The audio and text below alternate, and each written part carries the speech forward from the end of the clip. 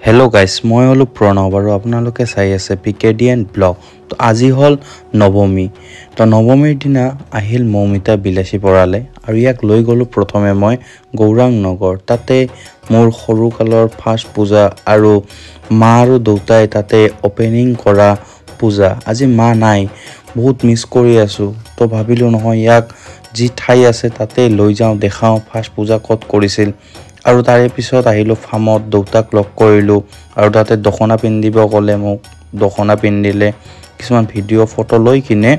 আমি আহিলো বিলাসী পৰালৈ বিলাসী পৰাত পূজা চাই কিনে গলো আমি ধুবৰী আৰু গৌৰীপুৰলৈ এনেতে যাই তাতে তেওঁৰ দাদা আৰু বৌ সমুজ্জল দা তেওঁৰ বৌৰ লগত একেলগে আমি ফুৰিলো আৰু তাৰে মণ্ডপবোৰ বহুত ধুনিয়াকে বনোৱা আছিল গৌৰীপুৰত তো এনেকে ফুৰি কিনে